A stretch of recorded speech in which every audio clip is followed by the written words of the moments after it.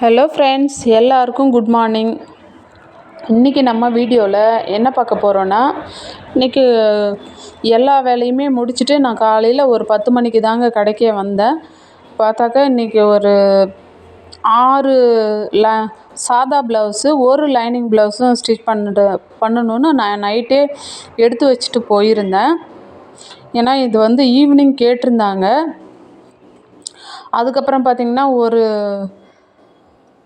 Churidar top pant alter பண்ணணும். Cotton தாங்க, இது வந்து விருத்தாச்சலத்தில் அஸ்வியா சில்கில் எடுத்திருக்காங்க. வெயிலுக்காக ரொம்ப சூப்பராக இருக்கும். அதையுமே ஆல்ட்ரு பண்ணணும். ஃபஸ்ட்டு வந்து எல்லா ப்ளவுஸும் நம்ம கட் பண்ணி எடுத்துக்கலாம். நைட்டே கட் பண்ணணும்னு நினச்சேன், ஆனால் கட் பண்ண முடியல. சரி, காலையில் வந்து பார்த்துக்கலான்னு சொல்லிவிட்டு நான் கிளம்பிட்டேன். இப்போ வந்து நம்ம ஒவ்வொன்றா இதில் 3 விதமான அளவுகள் இருக்குங்க.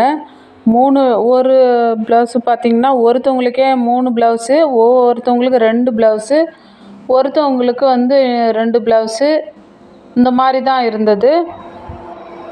3யுமே தனித்தனியாக நம்ம இப்போ போட்டு கட் பண்ணி ஃபஸ்ட்டு எடுத்துடலாம். கட் பண்ணிக்கிட்டு நான் உங்களுக்கு கூட கொஞ்சம் பேசிக்கிறேங்க. வெயில் ரொம்ப ஜாஸ்தியாக இருக்குது இங்கே. நீங்கள் இருக்கிற ஏரியாலாம் எப்படி இருக்குன்னு சொல்லி கொஞ்சம் கமெண்ட்ஸில் சொல்லுங்கள். எது ஸ்டிச் பண்ணுறதா இருந்தாலும் காலையிலே பண்ணிவிடுங்க, ஒரு 12 மணிக்குள்ளார. அதுக்கு மேலே பார்த்திங்கன்னா ரொம்ப மிஷினில் உக்காந்தாவே நமக்கு வந்து அவ்வளோ ஹீட்டாக ஆகுதுங்க. இந்த ஹீட்டுக்கு தகுந்த மாதிரி நல்ல கூலிங்கான ஐட்டமாக சாப்பிடுங்க. வெள்ளரிக்காய் கம்பல்சரி டெய்லியுமே எடுத்துக்கோங்க. அதே மாதிரி டெய்லியும் ஒரு இளநீ குடிங்க. 2வது மோர், ஜீரகம் போட்டு மோர் கலக்கி குடிச்சிக்கோங்க. நான் பார்த்திங்கன்னா காலையிலே நான் லெமன் சர்பத் தாங்க குடிப்பேன். எனக்கு லெமன் சர்பத்து குடிக்கிறதுனால மிஷினில் உக்காந்தாலுமே ஹீட்டு அவ்வளோவா எனக்கு குறையாது. 2வது மதியம் சாப்பிடும்போது கண்டிப்பாக நான் சாப்பிட்டுட்டு மோர் கண்டிப்பாக எடுத்துப்பேன். எனக்கு தயிர் இல்லாமல் ஒரு நாள் கூட என்னால் சாப்பிட முடியாது. மோரோ தயிரோ ஏதாவது ஒரு சின்ன தயிர் ஐட்டம், மோர் ஐட்டம் ஏதாவது எனக்கு வேணும். அந்த மாதிரி நான் சாப்பிட்றதுனால தான் எனக்கு வந்து வெயில் டைமில் கூட மஷினில் உட்காரும்போது கொஞ்சம் ஹீட்டு குறைவாக இருக்குது.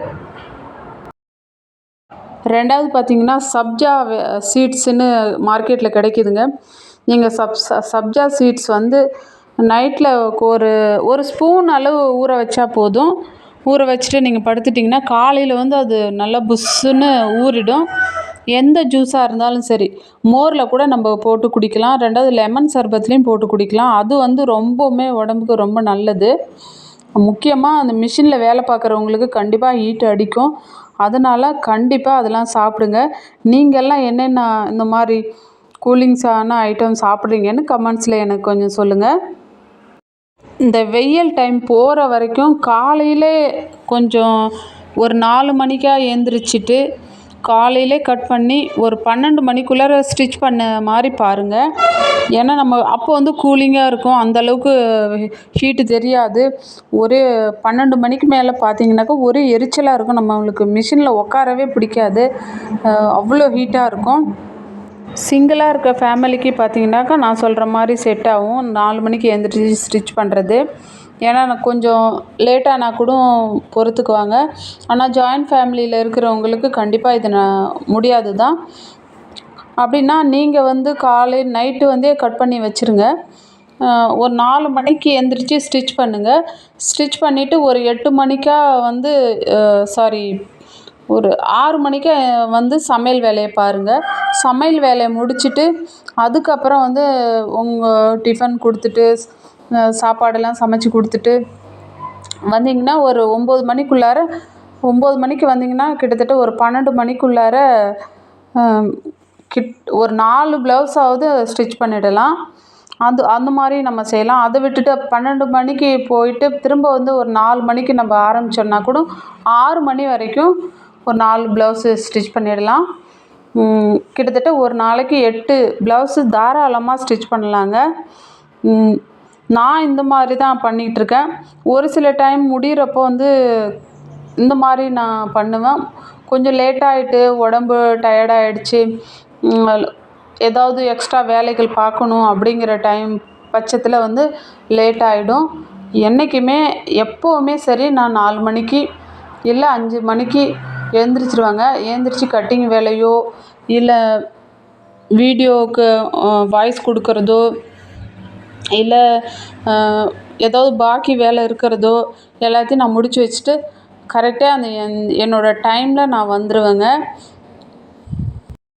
லேடீஸ்க்கு பார்த்தீங்கன்னா முக்கியமாக டைம் பார்த்துக்கிட்டே தாங்க வேலை பார்க்கணும். இந்த டைமில் இந்த வேலை முடிக்கணும், இந்த டைம்குள்ளார இதை செய்யணும், இந்த டைம்குள்ளார இந்த இடத்துக்கு போகணும். அந்த மாதிரி நம்ம மைண்டில் ஃபிக்ஸ் பண்ணிக்கிட்டோன்னா ஆட்டோமேட்டிக்காக நம்ம மைண்டு அடுத்து அடுத்து அடுத்து அடுத்து அப்படின்னு சொல்லிக்கிட்டே இருக்கும். இந்த வேலை முடிஞ்சதா அடுத்த வேலை அடுத்த வேலை அடுத்த வேலை அது மாதிரியே போயிட்டே இருக்குங்க.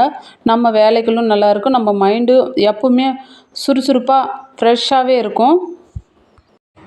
நான் வந்து என்னோடய வேலைகளை இந்த மாதிரி தாங்க பிரித்து நான் செஞ்சுக்கிட்டு இருக்கேன். நீங்கள் எந்த மாதிரி பிளான் பண்ணி செய்கிறீங்க அப்படின்னு சொல்லி எனக்கு கமெண்ட்ஸில் கண்டிப்பாக கொடுங்க. சாப்பாட்டில் கீரை வகைகளை அதிகமாக சேர்த்துக்கோங்க. இந்த வெயிலுக்கு ரொம்பவுமே நல்லது. நமக்கு உடம்பு நல்லா இருந்தால் தாங்க நம்ம எல்லா வேலையும் கரெக்டாக பார்க்க முடியும். 2வது மைண்டு வந்து ஃப்ரெஷ்ஷாக வச்சுக்கோங்க.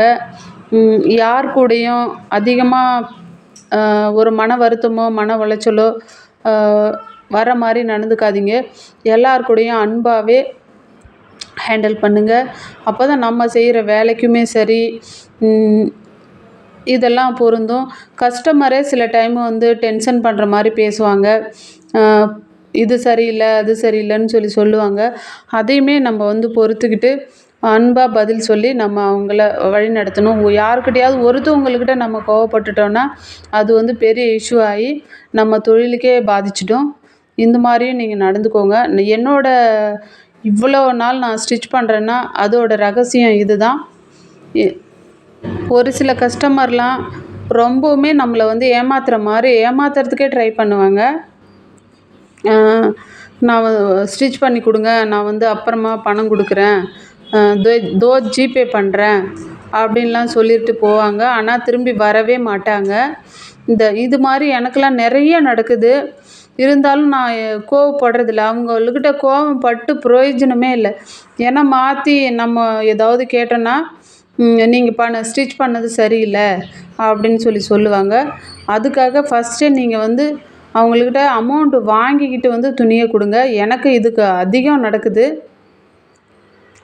தரேன் நான் நினச்சிப்பேன் எல்லாம் நம்மளை மாதிரி கஷ்டப்படுற மக்கள் தானே, நம்ம கொடுத்துட்டு அப்புறம் வாங்கிக்கலான்னு நினைப்பேன். ஆனால் என்னோடய அவசரத்துக்கு அவங்க தரவே மாட்டாங்க. அந்த மாதிரிலாம் இருக்குது. நீங்கள் தயவுசெய்து இந்த தப்பை நீங்களும் பண்ணிடாதீங்க. நம்ம இப்போ பேசிக்கிட்டே எல்லா 6 ப்ளவுஸும் நம்ம கட் பண்ணி முடிச்சிட்டோம். அதுக்கான நூலெல்லாம் நம்ம இப்போ மேட்சிங் பார்த்து எடுத்து வச்சுக்கலாம். இந்த தையல் தொழிலில் ஒவ்வொரு நாளும் ஒவ்வொரு புது அனுபவம் கிடைக்கும். ஒவ்வொரு கஸ்டமரும் ஒவ்வொரு விதமாக இருப்பாங்க. நம்மளுக்கு பிடிச்ச கஸ்டமரும் இருப்பாங்க, நம்மளை புரிஞ்சு நடந்துக்கிறவங்களும் இருப்பாங்க, புரியாமல் நம்மக்கிட்டே வாங்கிட்டு அப்புறம் கொடுக்குறேன்னு சொல்லி ஏமாற்றிட்டு போகிறவங்களும் இருப்பாங்க. எல்லாத்தையுமே நம்ம அனுசரித்து தாங்க நடந்துக்கிட்டு இருந்தால் கொஞ்சம் பொறுத்துக்கிட்டால் கண்டிப்பாக நம்ம உழைச்சது எங்கேயுமே போகாது. கண்டிப்பாக நமக்கானது எப்போவுமே நம்மக்கிட்ட வந்து சேரும். கொஞ்சம் பொறுமையாக இருந்தால் எல்லாத்தையுமே சாதிச்சிடலாங்க. அவசரப்பட்டோன்னா கொஞ்ச நேரத்தில் எல்லாமே ஸ்பாயில் ஆகிடும். யார்கிட்ட அன்பும் பொறுமையும் ரொம்ப அதிகமாக இருக்கோ அவங்க கண்டிப்பாக எல்லாத்துலேயும் ஜெயிப்பாங்க. உங்கள் கூட பேசிக்கிட்டே நான் வந்து 7 ப்ளவுஸும் ஸ்டிச் பண்ணிவிட்டேன். அந்த சுடிதார் ஓரம் அடித்து வச்சுருந்தேன். கஸ்டமர் வாங்கிட்டும் போயிட்டாங்க. ஸ்டிச்சிங் வீடியோ எடுக்க முடியலைங்க. ஒவ்வொரு ப்ளவுஸுக்கும் நம்ம எடுத்தோன்னா ஸ்டோரேஜ் ஃபுல்லாகவும், 2வது வந்து லாங் ஆகிடும். அதனால நான் ஸ்டிச்சிங் வீடியோ எடுக்கலை. இந்த வீடியோ உங்களுக்கு ரொம்ப யூஸ்ஃபுல்லாக இருந்திருக்குன்னு நினைக்கிறேன். ஏதோ எனக்கு தெரிஞ்ச விஷயங்களை உங்களோட ஷேர் பண்ணியிருக்கிறேன். இந்த வெயில் காலத்துக்கு தகுந்த மாதிரி சாப்பாடு நல்லா சாப்பிடுங்க. கொஞ்சம் ரெஸ்ட் எடுங்க. ரெஸ்ட் எடுத்துகிட்டு ஸ்டிச் பண்ணுங்கள். இந்த வீடியோ உங்களுக்கு ரொம்ப யூஸ்ஃபுல்லாக இருந்திருக்குன்னு நினைக்கிறேன். வீடியோ பிடிச்சிருந்தா லைக் பண்ணுங்கள், ஷேர் பண்ணுங்கள், சப்ஸ்கிரைப் பண்ணுங்கள், பக்கத்தில் இருக்க பெல் ஐக்கானை கிளிக் பண்ணுங்கள். நெக்ஸ்ட்டு ஒரு அழகான வீடியோவில் சந்திக்கலாம். தேங்க்ஸ் ஃபார் வாட்சிங் ஃப்ரெண்ட்ஸ்.